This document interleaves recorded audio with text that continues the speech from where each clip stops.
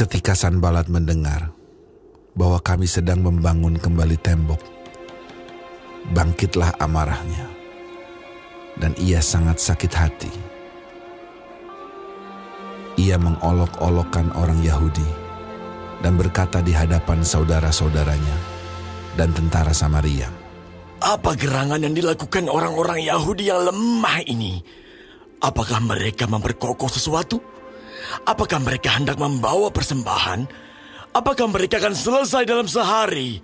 Apakah mereka akan menghidupkan kembali batu-batu dari timbunan puing yang sudah terbakar habis seperti ini?" Lalu berkatalah Tobia, orang Amon itu, yang ada di dekatnya, "Sekalipun mereka membangun kembali, kalau seekor anjing hutan meloncat dan menyentuhnya, robohlah tembok batu mereka." "Ya Allah kami, dengarlah bagaimana kami dihina. Balikanlah cercaan mereka menimpa kepala mereka sendiri. Dan serahkanlah mereka menjadi jarahan di tanah tempat tawanan.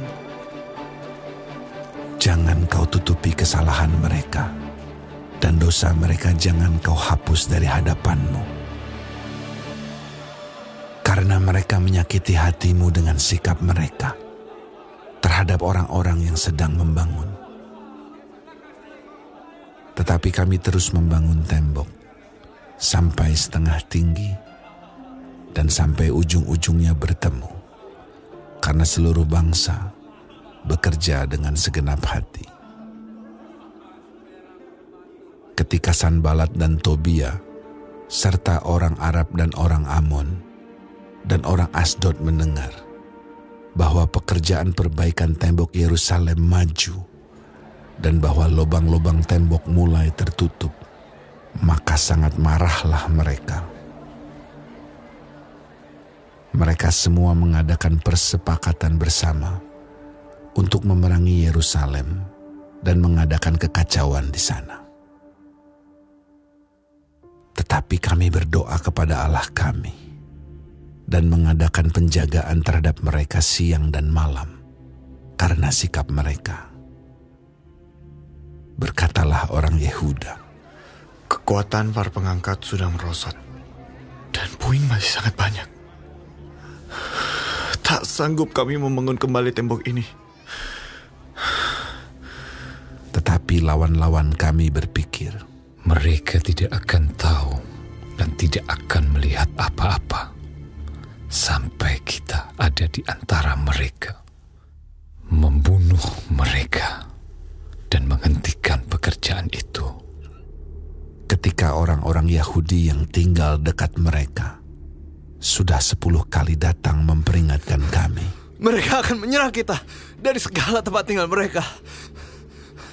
maka aku tempatkan rakyat menurut kaum keluarganya dengan pedang, tombak, dan panah di bagian-bagian yang paling rendah dari tempat itu, di belakang tembok, di tempat-tempat yang terbuka. Kuamati semuanya, lalu bangun berdiri dan berkata kepada para pemuka dan para penguasa dan kepada orang-orang yang lain, "Jangan kamu takut terhadap mereka. Ingatlah kepada Tuhan yang maha besar dan dahsyat, dan berperanglah untuk saudara-saudaramu, untuk anak-anak lelaki dan anak-anak perempuanmu, untuk istrimu dan rumahmu." Ketika didengar musuh kami bahwa rencana mereka sudah kami ketahui dan bahwa Allah telah menggagalkannya, maka dapatlah kami semua kembali ke tembok, masing-masing ke pekerjaannya. Sejak hari itu, sebagian daripada anak buahku melakukan pekerjaan, dan sebagian yang lain memegang tombak, perisai, dan panah, dan mengenakan baju sirah. Sedang para pemimpin berdiri di belakang segenap kaum Yehuda yang membangun di tembok. Orang-orang yang memikul dan mengangkut, melakukan pekerjaannya dengan satu tangan, dan dengan tangan yang lain mereka memegang senjata. Setiap orang yang membangun bekerja dengan berikatkan pedang pada pinggangnya, dan di sampingku berdiri peniup sangkakala. Berkatalah aku kepada para pemuka dan para penguasa dan kepada orang-orang yang lain, pekerjaan ini besar dan luas, dan kita terpencar pada tembok yang satu jauh daripada yang lain. Dan kalau kamu mendengar bunyi sangkakala di suatu tempat, berkumpullah ke sana mendapatkan kami. Allah kita akan berperang bagi kita. Demikianlah kami melakukan pekerjaan itu. Sedang sebagian daripada orang-orang memegang tombak dari merekahnya fajar sampai terbitnya bintang-bintang. Pada waktu itu juga aku berikan perintah kepada rakyat. Setiap orang dengan anak buahnya harus bermalam di Yerusalem, supaya mereka mengadakan penjagaan bagi kami pada malam hari dan melakukan pekerjaannya pada siang hari. Demikianlah aku sendiri, saudara-saudaraku, anak buahku, dan para penjaga yang mengikut aku. Kami semua tidak sempat menanggalkan pakaian kami. Setiap orang memegang senjata dengan tangan kanan.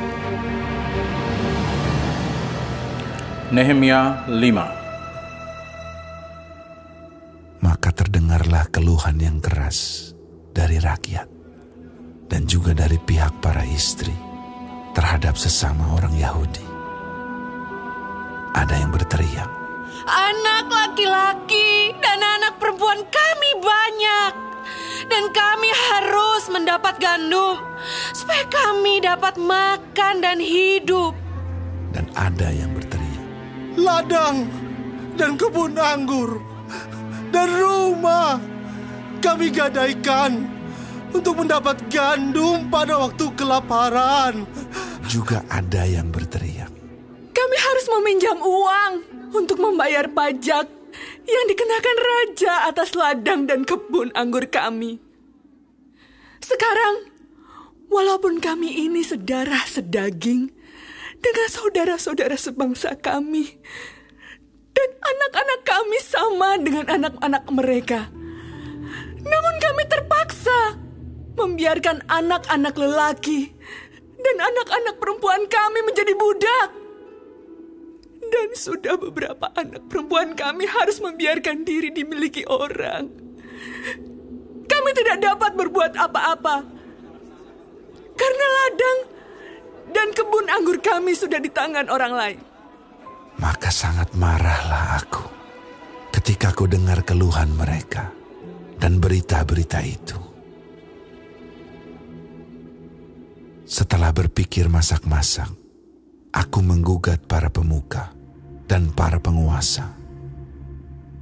Kataku kepada mereka, masing-masing kamu telah makan riba dari saudara-saudaramu. Lalu kuadakan terhadap mereka suatu sidang jemaah yang besar.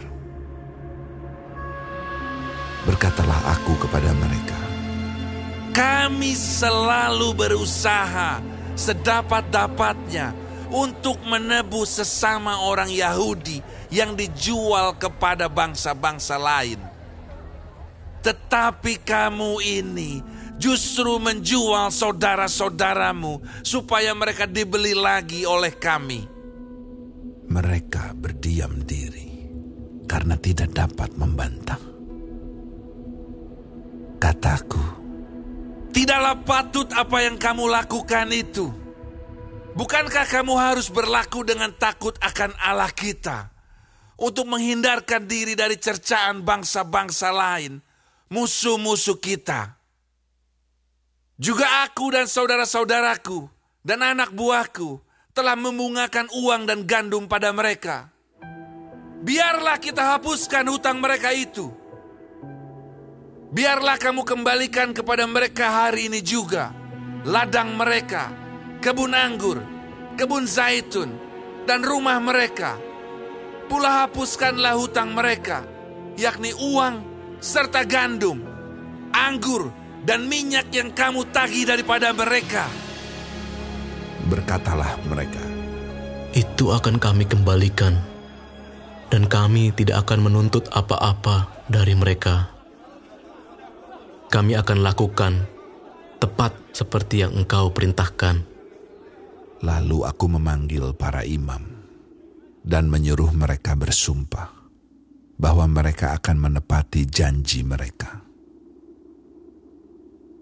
Juga aku kebas lipatan bajuku sambil berkata, demikianlah setiap orang yang tidak menepati janji ini akan dikebas Allah dari rumahnya dan hasil jerih payahnya. Demikianlah ia dikebas dan menjadi hampa. Dan seluruh jemaah berkata, Amin. Lalu memuji-muji Tuhan. Maka rakyat berbuat sesuai dengan janji itu. Pula sejak aku diangkat sebagai bupati di tanah Yehuda, yakni dari tahun ke-20 sampai tahun ke-32 pemerintahan Artahsasta, jadi 12 tahun lamanya aku dan saudara-saudaraku tidak pernah mengambil pembagian yang menjadi hak bupati.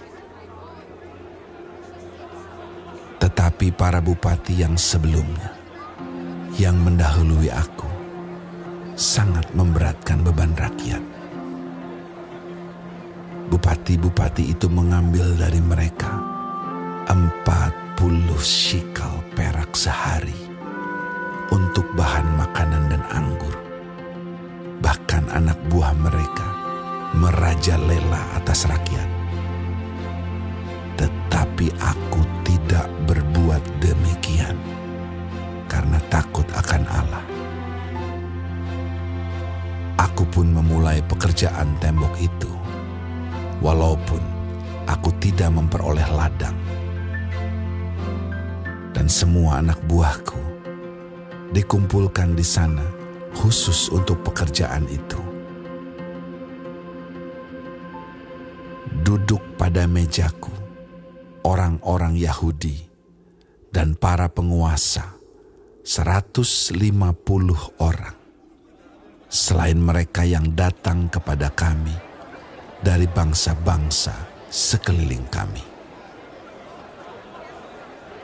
Yang disediakan sehari atas tanggunganku ialah seekor lembu, 6 ekor kambing domba yang terpilih, dan beberapa ekor unggas, dan bermacam-macam anggur dengan berlimpah-limpah setiap 10 hari. Namun dengan semuanya itu, aku tidak menuntut pembagian yang menjadi hak bupati, karena pekerjaan itu sangat menekan rakyat. Ya Allahku, demi kesejahteraanku, ingatlah segala yang kubuat untuk bangsa ini. Nehemia 6. Ketika Sanbalat dan Tobia dan Geshem, orang Arab itu, dan musuh-musuh kami yang lain mendengar bahwa aku telah selesai membangun kembali tembok, sehingga tidak ada lagi lubang.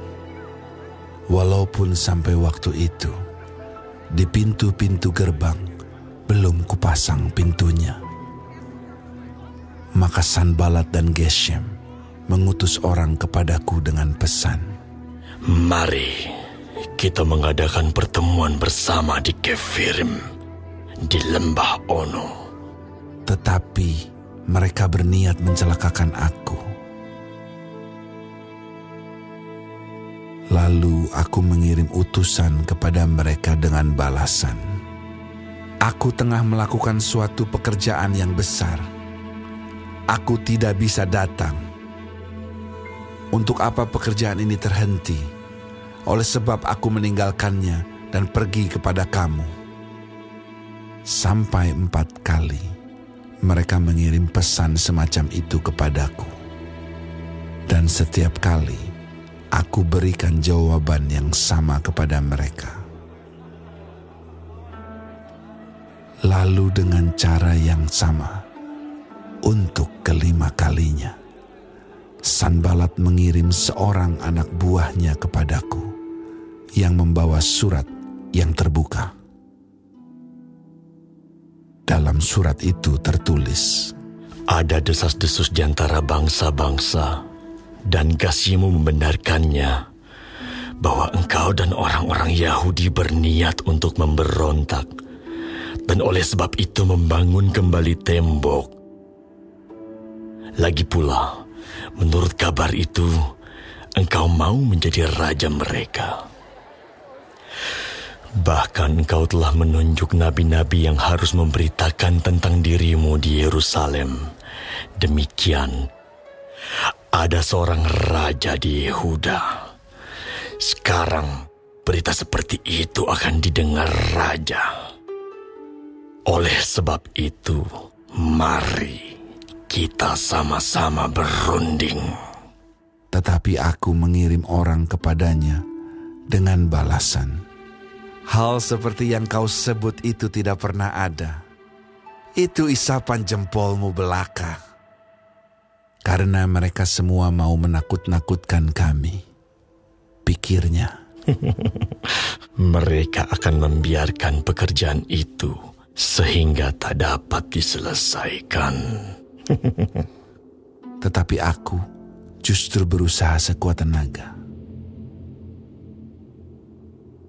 Ketika aku pergi ke rumah Semaya bin Delaya bin Mehetabeel, sebab ia berhalangan datang, berkatalah ia, "Biarlah kita bertemu di rumah Allah, di dalam bait suci, dan mengunci pintu-pintunya.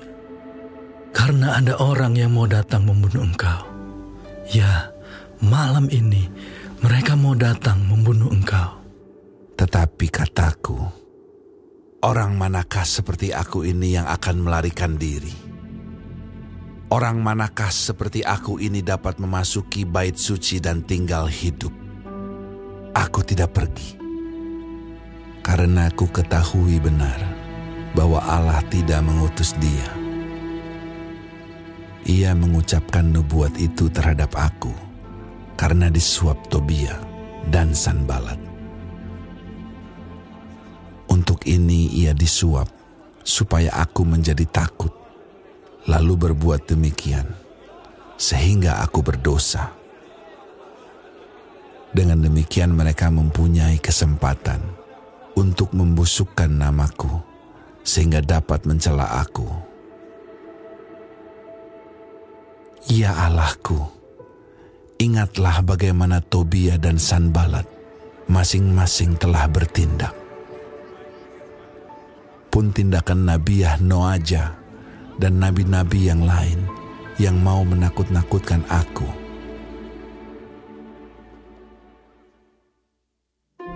Maka selesailah tembok itu pada tanggal 25 bulan Elul dalam waktu 52 hari. Ketika semua musuh kami mendengar hal itu, takutlah semua bangsa sekeliling kami. Mereka sangat kehilangan muka dan menjadi sadar bahwa pekerjaan itu dilaksanakan dengan bantuan Allah kami. Pada masa itu pula, para pemuka Yehuda mengirim banyak surat kepada Tobia, dan sebaliknya mereka menerima surat-surat daripadanya. Karena banyak orang di Yehuda mempunyai ikatan sumpah dengan dia, sebab ia adalah menantu Sekanya bin Ara, sedang Yohanan, anaknya, mengambil anak Mesulam bin Berekhya sebagai istri. Juga mereka sebut-sebut segala kebaikan Tobia di mukaku, dan segala perkataanku terus terus dibeberkan kepadanya. Pula Tobia mengirim surat-surat untuk menakut-nakutkan aku.